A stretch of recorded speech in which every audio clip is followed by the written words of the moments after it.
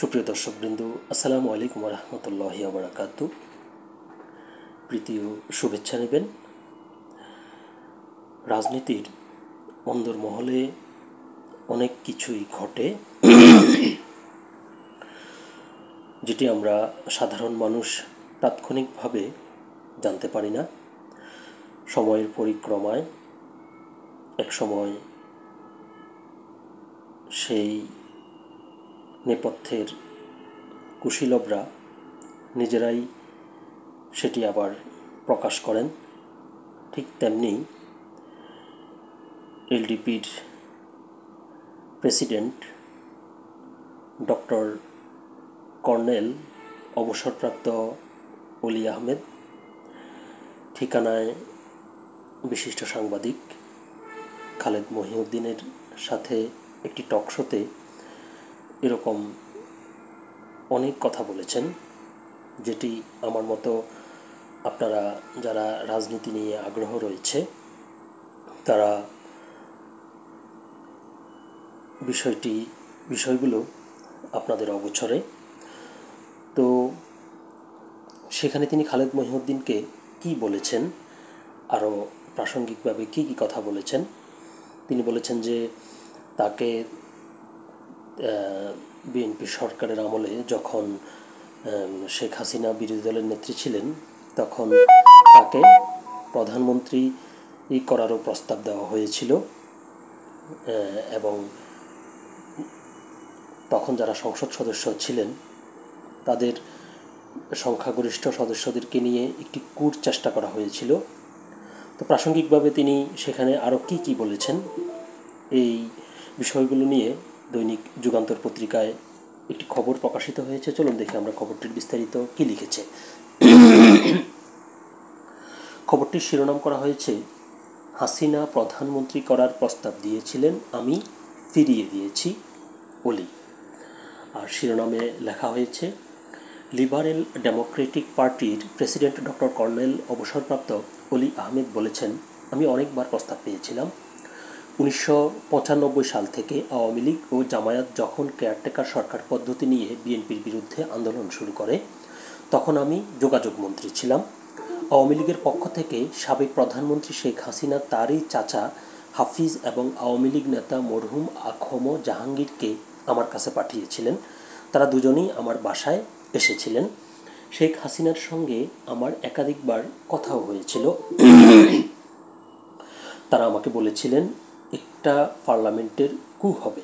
কূর পক্ষে আওয়ামী লীগের তখন সদস্য ছিল 143 জন আর বিএনপির 40 জন, মোট 183 জন একত্রিত হয়ে পার্লামেন্টে একটা বিল উত্থাপিত হবে।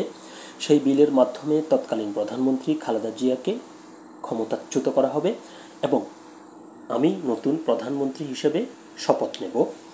কিছুদিন আগে জনপ্রিয় উপস্থাপক খালেদ মহিউদ্দিনের লাইভ টকশো ঠিকানা অনুষ্ঠানে যোগ দিয়ে তিনি এসব কথা বলেন। এ সময় খালেদ মহিউদ্দিনের বিভিন্ন প্রশ্নের উত্তর দিয়েছেন কর্নেল অলি। ভিডিওটি সম্প্রতি সামাজিক যোগাযোগ মাধ্যমে ভাইরাল হয়েছে। অনেকেই এটি লাইক ও শেয়ার দিচ্ছেন। কর্নেল অবসরপ্রাপ্ত অলি বলেন, আমার সঙ্গে মোট 3 দিন এটা নিয়ে আলোচনা করা হয়। প্রথম 2 দিন আমি রাজি হয়েছিলাম। তৃতীয় দিন আমি চিন্তা করলাম আমাকে বেগম জিয়া যোগাযোগ মন্ত্রী বানিয়েছেন। যদিও আল্লাহর হুকুমে আমি হয়েছি, তারপরও তিনি আমার প্রধানমন্ত্রী। তার সঙ্গে যদি আমি এই ধরনের একটা বেইমানি করি, একটা মুক্তিযোদ্ধা হিসাবে আগামী দিনে মানুষ আমার সম্পর্কে বা মুক্তিযুদ্ধ সম্পর্কে খারাপ ধারণা পোষণ করবে। তিনি বলেন, আমি নিজেই জায়নামাজে গিয়ে আল্লাহর কাছে প্রার্থনা করলাম, আল্লাহ রাব্বুল আলামিন, আমি এই ধরনের একটা লোভে পড়েছি, প্রধানমন্ত্রী হতে যাচ্ছি কালকে সকালে। পরে আমি কিন্তু তৃতীয় দিন রাতে তাদের এই প্রস্তাবে রাজি হইনি। তখন আখম জাহাঙ্গীর আমাকে অনুরোধ করলেন রাত 1:30টায় যেন আমি সাবেক প্রধানমন্ত্রী হাসিনার সঙ্গে দেখা করি।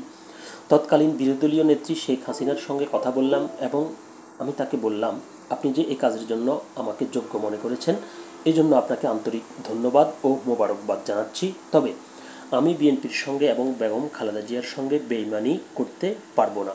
আমি এই পদ তখন রিফিউজ করেছিলাম। এক প্রশ্নের জবাবে অলি আহমদ বলেন, তারপর 2014 সালেও আমাকে অফার করা হয়েছিল, আমার দলকে অনেক পদ দেওয়া হবে, আমাকে মন্ত্রিত্ব দেওয়া হবে, আমাকে 2টি আসন দেওয়া হবে, আমাকে অনেক টাকা দেওয়া হবে। আমি সেদিনও তাদের অফার ফিরিয়ে দিয়েছিলাম যে এই ধরনের বেইমানি আমি করব না। অনুরূপভাবে 2018 সালেও আমাকে অফার করা হয়েছিল যে আমাকে মন্ত্রী হওয়ার জন্য এবং অনেক টাকা দেওয়ার জন্য। তিনি আরও বলেন, আমাকে কিন্তু অনেকবার অফার করা হয়েছিল, অনেককে প্রথমবার অফার করার পরেই রাজি হয়ে গিয়েছিলেন। অলি আহমেদ বিএনপির প্রতিষ্ঠাকাল থেকে দলের সঙ্গে ছিলেন। তিনি জিয়াউর রহমানের ঘনিষ্ঠজন ছিলেন। দীর্ঘদিন দলের সর্বোচ্চ নীতি নির্ধারণী ফোরাম জাতীয় স্থায়ী কমিটির সদস্য ছিলেন। 2001 সালে বিএনপি জামায়াত সরকার গঠন করলে দলের সঙ্গে দূরত্ব তৈরি হয় অলি আহমেদের। এক পর্যায়ে তিনি দল থেকে বেরিয়ে যান। সাবেক রাষ্ট্রপতি বদরুদ্দোজা চৌধুরীর সঙ্গে মিলে দল করেন। পরে বীর চৌধুরীর সঙ্গেও তার দূরত্ব তৈরি হয়। বেরিয়ে এসে নতুন দল এলডিপি গঠন করেন। সময়ের পরিক্রমায় বিএনপির সঙ্গে দূরত্ব কমে অলির। গত 1 যুগেরও বেশি সময় রাজপথে স্বৈরাচার বিরোধী আন্দোলনে বিএনপির যুগপৎ আন্দোলনের সঙ্গী ছিলেন অলি আহমেদ। তো খবরটি ছিল এই পর্যন্তই। সকলে ভালো থাকবেন, সুস্থ থাকবেন। আল্লাহ হাফেজ।